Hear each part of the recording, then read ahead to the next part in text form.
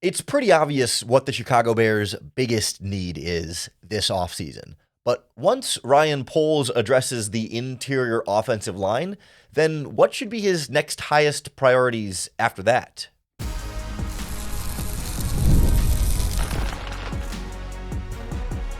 You are Locked On Bears, your daily Chicago Bears podcast. Part of the Locked On Podcast Network, your team every day. This is Locked On Bears, and I'm your host, Lauren Cox. I'm here to bring you your daily, in-depth Chicago Bears news and analysis. You can follow me on Twitter at CoxSports1, and you can follow the podcast at Locked On Bears on TikTok, Instagram, Facebook, Twitter, and the Locked On Bears YouTube channel, where you can keep up with all of our video podcasts as well. Thanks for making Locked On Bears your first listen today. We're part of the Locked On Podcast Network, your team every day. Today's episode is brought to you by FanDuel Sportsbook. Right now, new FanDuel customers can get $150 in bonus bets if you win your first $5 bet. Visit FanDuel.com to get started. On the show today, we go through the Chicago Bears' biggest needs on the roster and try and rank them in order here. It's not so important like what's 1, 2, 3, 4, 5, but kind of the general hierarchy here of like, okay, these are the biggest needs. These are maybe the secondary kind of needs, and then everything else can fall a little bit farther below that. We'll talk about what the Bears have coming back at some of these positions, how much they might need to add from outside the organization, and where there's some spots, can they get by running it back with last year, or where are upgrades definitely necessary? Where should upgrades be leaning more towards free agency versus maybe this is a position you only address in the NFL draft. You don't really need to sign a free agent at that spot. So we'll kind of go through where this roster shapes up to set the stage for the offseason ahead. I think it's pretty clear and obvious to everyone that what the Bears need to build up most this year is the offensive line, and particularly the interior of the offensive line. That is a spot where, from a contract standpoint, we've talked about it before on the podcast, but you have really only one true interior offensive lineman from last season under contract. Backup center Ryan Bates, who can play guard. He's under contract right now. They added a player on waivers, Jordan McFadden, formerly of the Chargers, who's played in a couple NFL games before. But other than that, your starting left guard, your starting center, your starting right guard, your backup left guard, and your backup right guard, like they're all gone from last season. And even your third string center, Doug Kramer, also is going to be a restricted free agent this year. And so, yeah, you might bring back a couple of the backups in there, but you're not hearing too many arguments for bringing back this Bears starting offensive line altogether. We talked on yesterday's podcast about Tevin Jenkins's contract situation and whether or not he would be someone that would be worth bringing back. It was 2 days ago on the podcast. My days are mixing together. 2 days ago on the podcast, we talked about, why probably not likely to bring back Tevin Jenkins, but never say never. And then, of course, I think the center, Coleman Shelton, we're all kind of ready to move on from. And your right guard, Matt Pryor, is someone who you might consider bringing back as a backup, but not necessarily someone you want to roll with as your plan A starter here. And so when we talk about trying to address this as the biggest need, I mean, of course, it's the only spot on the roster where you've got potentially 3 starters all at the same position up for grabs there. It's really the only, quote unquote, true starting spot anywhere on this team that's entering free agency. Yes, Keenan Allen is entering free agency. He was a starting wide receiver, but presumably this year, DJ Moore and Rome Odunze will be your 2 starting wide receivers. So Keenan, you're not necessarily losing a quote unquote starter by having Keenan Allen walk in free agency. Every other Chicago Bears starter on both sides of the ball is currently under contract for 2025. Someone like DeMarcus Walker or Kevin Byard could be salary cap casualties, and then you create an opening in your starting lineup from last year. But for the most part, it's just the interior where, contract-wise, you're entering with a big hole. And then talent-wise, even if all those guys were under contract, you would still definitely want to significantly upgrade the interior of your offensive line. I've said it before, but I'll say it again. I want to see Ryan Poles go overboard on the interior of the offensive line. I want to see free agents signed at left guard, center, and right guard. And I want to see draft picks at least 1 guard and 1 center in this year's draft class. Double down on every position. You don't have to do 2 guards and a center in the draft and 2 guards and a center in free agency.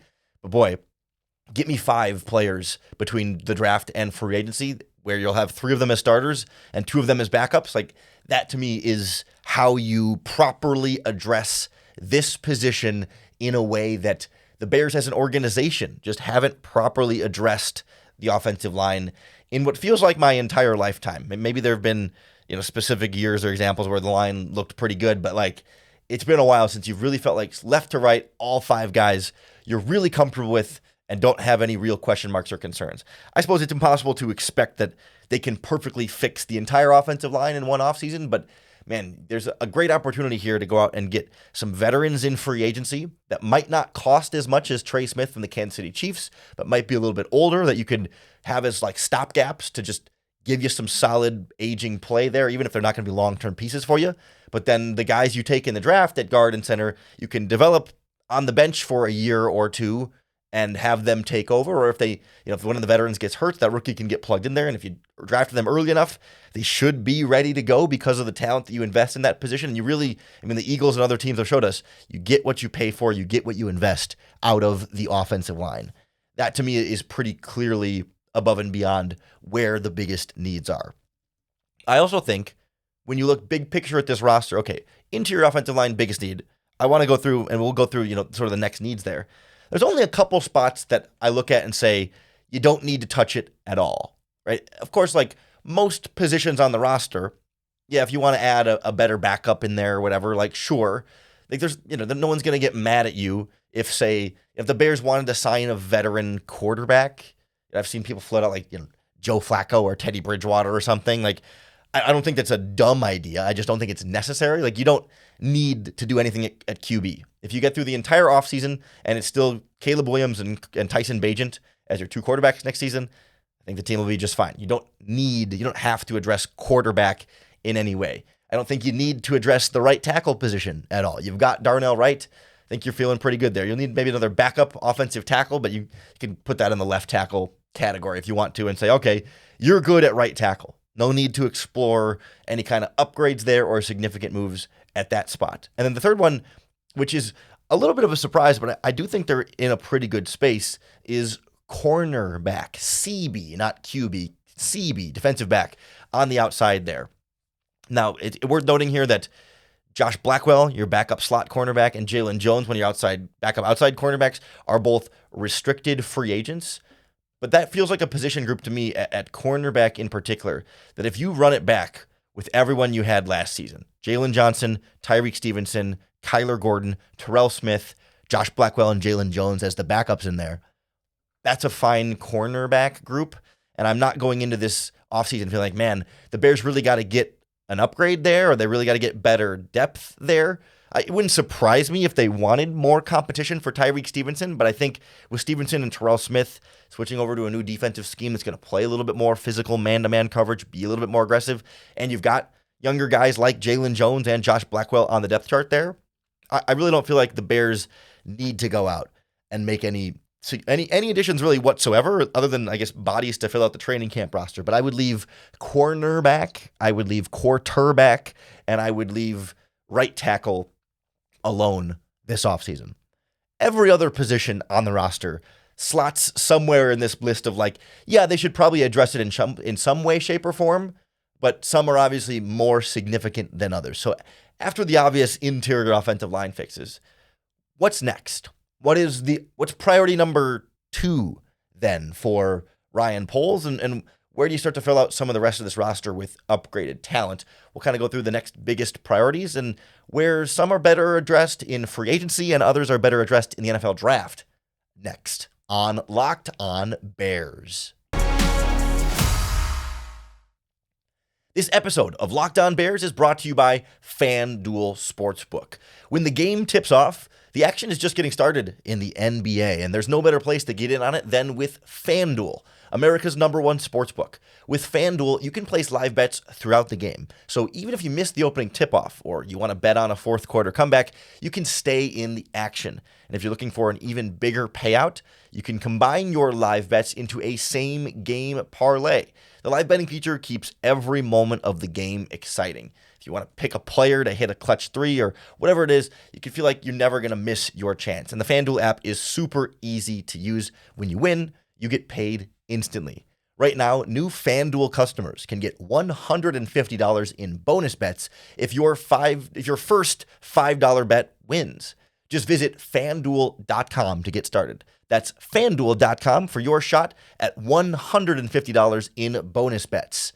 Make every moment more with FanDuel, the official sports betting partner of the NBA. I want Ryan Poles to focus the most resources on fixing this Bears offensive line, particularly the interior, where you've got huge openings filling up. Once you got that addressed, and okay, to be fair, right, when you're filling needs, right, it's not like you have to do one and then the next and then the next. But if we're just sort of ranking them one at a time, realizing you work on these at the same time, and you might sign a player at another position first while you're negotiating with a free agent, you know what I mean? Like, yes, I understand. He's not just going to go, okay, we got to go center guard before we can talk to any other players. No, but that's got to be priority number one in terms of resources and investment. Once you move past that and say, okay, we've got a plan for interior offensive line, what's next? What do we have to tackle next? It's got to be the defensive line. This has got to be a trenches offseason for the Chicago Bears, because that's the only other spot on the roster where I feel like a starting lineup upgrade is completely and entirely necessary. I do not want to go back into 2025 with DeMarcus Walker as one of my starting defensive ends. It doesn't mean I have to cut DeMarcus Walker as a salary cap casualty, but I do not want my starting lineup to feature him as the bookend pass rusher opposite Montez Sweat. I would like to do better. I would feel a lot better about the strength of this Bears pass rush and the defensive line as a whole if DeMarcus Walker is your number 3 defensive end and you've got Montez Sweat and a new starter on the opposite side with him. Because then if DeMarcus Walker is your number 3 defensive end, then Austin Booker can kind of be your number 4 defensive end and rotate in there. You also still have Dominique Robinson under contract for this season. He could be a cap casualty. We'll see if how long they keep bringing him around. And you could still re-sign somebody like Darrell Taylor, who they traded for from the Seattle Seahawks, or you could re-sign someone like Jacob Martin, who they signed as a free agent from the Colts, but I don't think he's as much of a fit in the Dennis Allen defense as he was for being a Matt Eberflus guy in the past.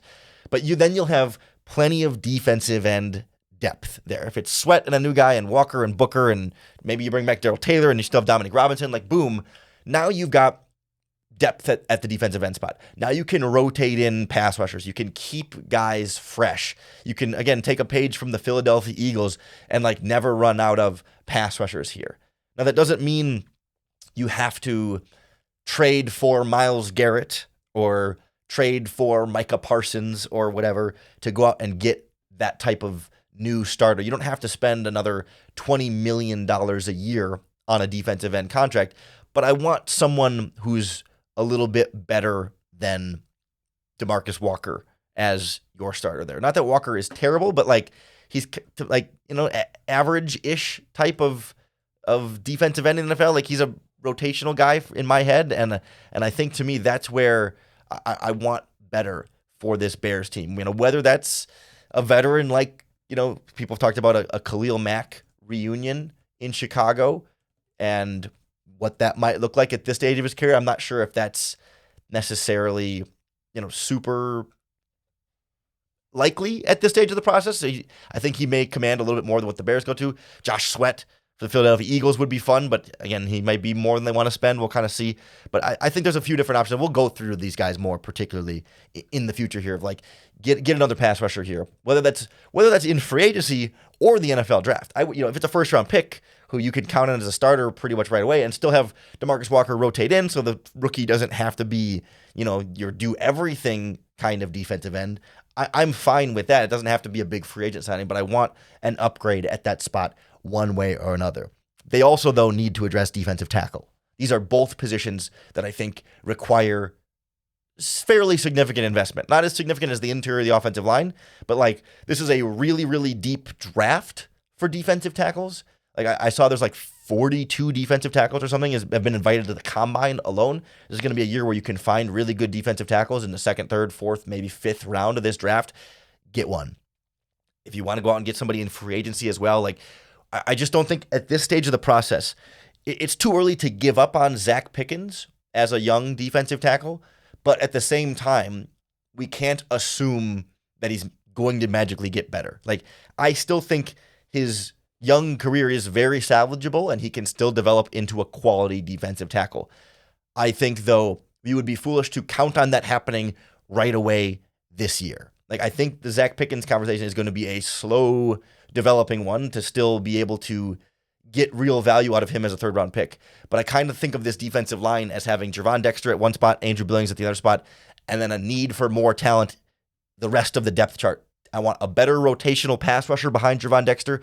I want another backup nose tackle in there and have those to add 2 more backups to be with Zach Pickens and have like your good 5 defensive tackles that can, again, rotate in here. Because we saw last season how much the run defense dropped off when Andrew Billings was hurt, and when both Dexter and Billings were hurt and you were playing Byron Cowart and Chris Williams and Jonathan Ford a bunch, the interior of this defensive line was not good enough. The depth that they had behind their starters was not good enough. I would consider re-signing Chris Williams, who they traded for from the Cleveland Browns for a draft pick swap, for sure. Re-sign him and then bring in another one. Like, go get more defensive line depth. Just how we talked about, like, you want to overdo it a little bit on the O-line to emulate a team like the Eagles or the Detroit Lions. Like, overdo it on the D-line to emulate a team like the Philadelphia Eagles, who invested first-round pick after first-round pick after draft pick across their defensive line. Just because you used 2 picks on defensive tackles a couple years ago, use more picks at defensive tackles. Use more picks at defensive end. Invest in those trenches. Build out that pass rush so you can get the best version of Dennis Allen's defense. Of course, that helps the offense and all that other stuff. So to me, it's interior offensive line first, and then defensive end is number 2, defensive tackle is number 3. You can kind of combine those as like defensive line sort of as number 2, as a part of, if we're sort of thinking about ranking the Bears' needs. Like, those are spots where it's going to be guys who play significant snaps and maybe even starters when it comes to like the defensive end position there. Go upgrade those spots. Everything else to me is more in the conversation of backups and depth. And some backups and depth will play more and have bigger roles than other backups and depth there. So we'll kind of go through, O-line and D-line are obviously, this is the offseason of the trenches. But then what? Like, okay, do you need more weapons for Caleb Williams, or how much do you invest in additional weapons for Caleb Williams? There's some other spots on other spots where you might want to just like look for upgrades if they're available, or at the very least maybe draft somebody to have a young guy playing there. So we'll kind of look at some of the other needs on this roster that aren't so clearly like starting lineup players, but still matter quite a bit. Next on Locked On Bears. This episode of Locked On Bears is brought to you by PrizePicks. Football season may be over, but basketball is in full swing, and there's no better way to stay in the game than with PrizePicks, the best place for daily fantasy sports. With PrizePicks, you just pick more or less on at least 2 players' stat projections, and if you're right, you can win up to 1,000 times your cash. So whether you want to pick Jason Tatum's point totals in a game, or LeBron James's rebounds in a game, or any of your other favorite sports. It's not just basketball and football, but they've got hockey, they got tennis, soccer. When the baseball season comes around, you can play that on PrizePicks as well, with weekly promos like Taco Tuesday, where you get discounted player projections for an even better value. Download the PrizePicks app today and use our promo code LOCKEDONNFL to get $50 instantly after you play your first $5 lineup. That's code LOCKEDONNFL for $50 added right into your account. Win or lose on your first $5 lineup at PrizePicks. Run your game.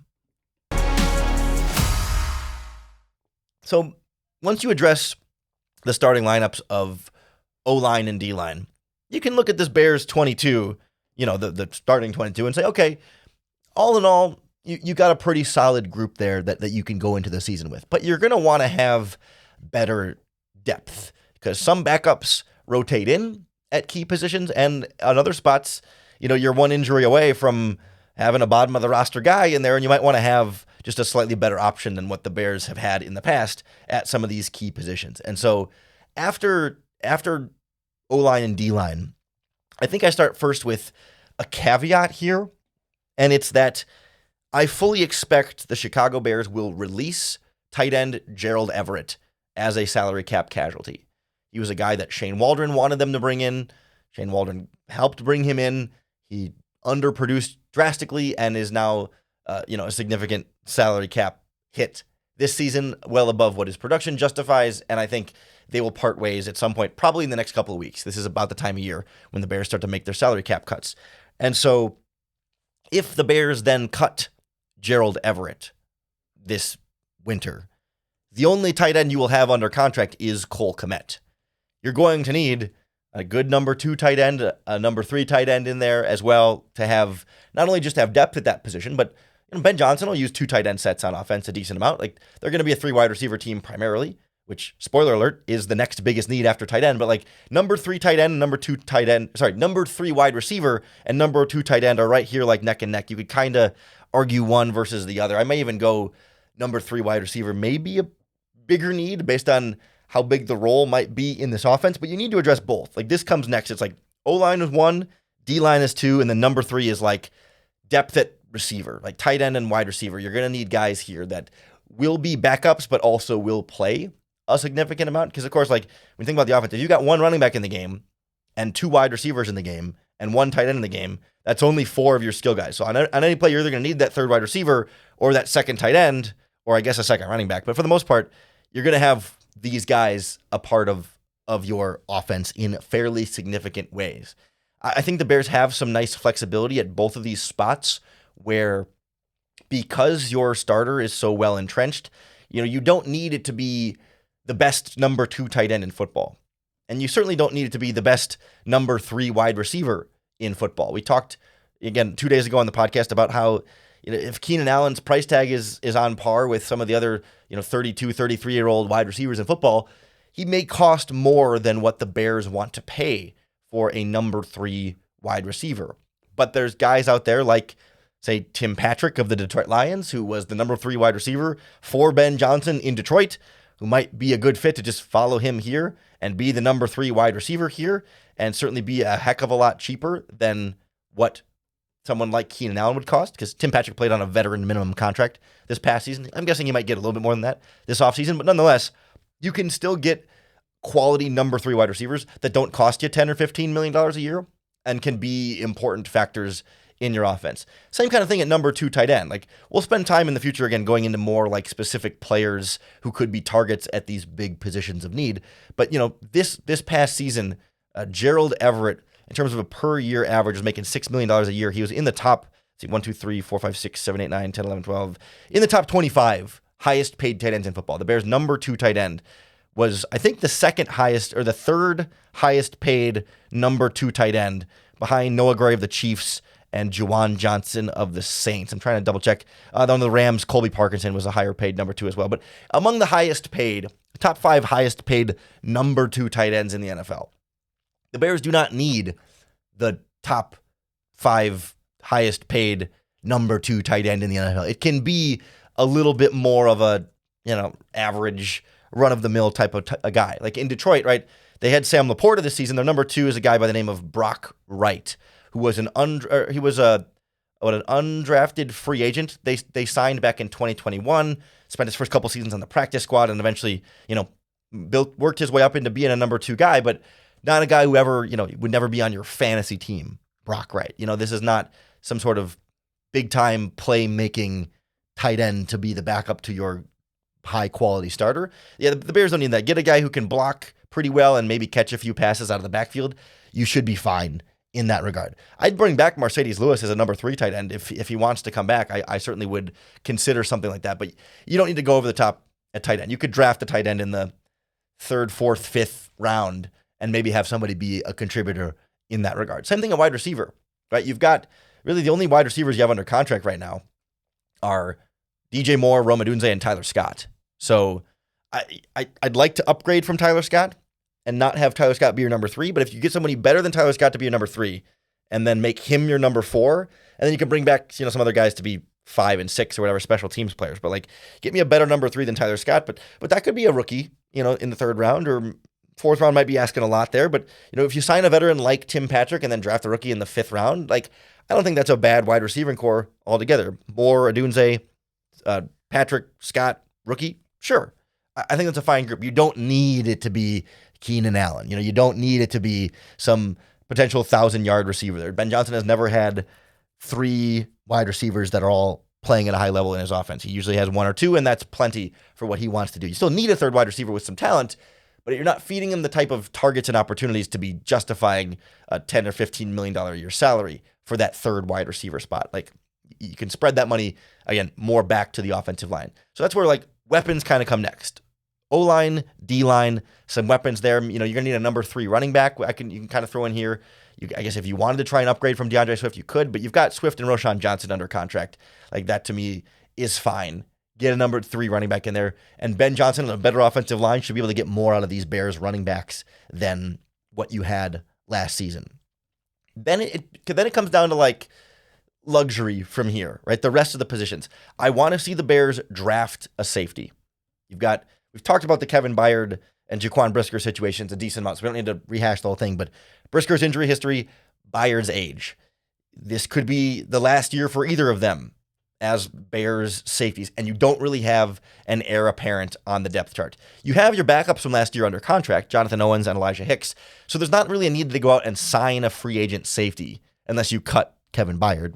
But if you use a 3rd, 4th round pick on a safety who doesn't play much this season, but then could be ready to take over next season, that to me feels like proactive team building there to get a younger player developing so that if you move on from Brisker next season or Kevin Byard in the next 12 months at some point, that you are ready for a replacement and you don't have to try and replace both right away next offseason at the same time. Similar conversation for me at linebacker with TJ Edwards and Tremaine Edmonds. We talked about this a couple of days on the podcast too, a couple of days ago. Edwards is entering the last year of his deal. Edmonds has 2 years left, but Edmonds' contract is expensive. And he's one of the top 5 highest paid linebackers in football. I don't think he's playing like a top 5 highest paid linebacker in football. And so it would be nice to have another young linebacker to go with Noah Sewell on the bench to say, maybe a year from now, could a young linebacker take over and replace one of those guys? Or maybe you end up, I can't imagine you replace both of those guys, but maybe you end up replacing both of those guys. Like, it's not an urgent, you're not going to sign a free agent linebacker to be anything more than a special teamer and a backup. But a 5th round pick there, a 4th round pick there, right? Like, to try and fill some depth there would make a lot of sense. And then the one position that we haven't talked about here that you may have been, if you're listening along, you're like, wait, what about left tackle, Lauren? What about left tackle? They got to upgrade left tackle and Braxton Jones. I don't know where to put left tackle in this conversation, because left tackle to me is a position that you either go big or you don't go at all. You've got Braxton Jones, and you used a 3rd round pick last year on Karan Amagaji.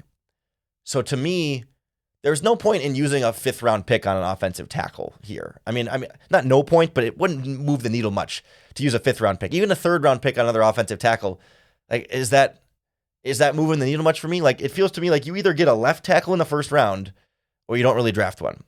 And you either sign a big name left tackle to upgrade from Braxton Jones, or you don't really address it. You know what I mean? Like, it's kind of all or nothing. You either trust Braxton Jones and Karan Amagaji and say, that's our competition, that's our left tackle, or you go big to upgrade the left tackle spot. And given that you got to go big on the interior of the offensive line, and I'd like to go bigger on the defensive line, I just get the feeling that, like, left tackle is one of those things that, yeah, it'd be nice to have better left tackle there. But if you can get to the offensive line to the point where Braxton Jones is your worst starter, then you have a very good offensive line. And I would be perfectly happy if you built up the interior so good that Braxton Jones is your worst left tackle and you've got Karan Amagaji as competition behind him. That's fine. Maybe it's not perfect, but it's fine. It's very much good enough for Ben Johnson and Caleb Williams to be super, super successful. So it's hard for me to rank left tackle super high as a need, because if you address everything else, it doesn't need to be a very big need. It's a luxury to upgrade the left tackle spot because you already have something there. It's not a luxury to upgrade the interior. It's not a luxury to upgrade the defensive line, or the number 2 tight end, or the number 3 wide receiver, or to draft a safety for the future, to draft a linebacker for the future, or to add a running back. But left tackle is one where you can get by with what you have, and it would be nice to do better, but you don't have to. And so I kind of end up ranking this pretty low on my Bears needs this offseason, and I would much rather address all the other positions we talked about before left tackle. Now, if the perfect left tackle opportunity presents itself, I'm not going to say no, but I'm not going to make that like top priority for Ryan Poles or for my draft picks or for my salary cap space. Because, as we talked through this, it was like, yeah, it'd be nice to draft an offensive lineman. It'd be nice to draft defensive lineman. It'd be nice to draft a safety. It'd be nice to draft a linebacker. It'd be nice to draft a wide receiver. It'd be nice to draft a tight end. It'd be nice to draft a running back. And all of a sudden, you've used all your draft picks very, very quickly. It'd be nice to draft a couple offensive linemen. Like there's about like 10 different picks you'd like to use this year. And you don't have that many. And the picks you do have, like you only have, 4 picks in the top 75 is a lot, but like, as far as high impact picks, you've got 4 of them. You got 4 early picks and 4 late picks. And the late picks are more like crapshoots. Anyways, you really got like 4 premium picks you can use to upgrade your roster. And you got about 10 different spots you'd like to use those 4 picks on. And so is it too much of a luxury to use one of those picks on left tackle when you like to use those picks on interior O-line, to use those picks on D-line, maybe running back, maybe wide receiver, maybe tight end, maybe a safety of the future in there? Like, left tackle, you might just have to get by with what you got at left tackle, and that's not the end of the world, I promise.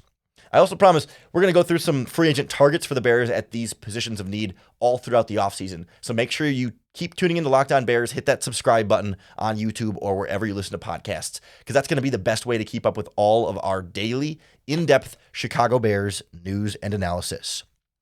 Thanks for making Locked On Bears your first listen today. We're part of the Locked On Podcast Network, your team every day. I hope you'll come on back tomorrow and make us your first listen once again for another opportunity to bear down.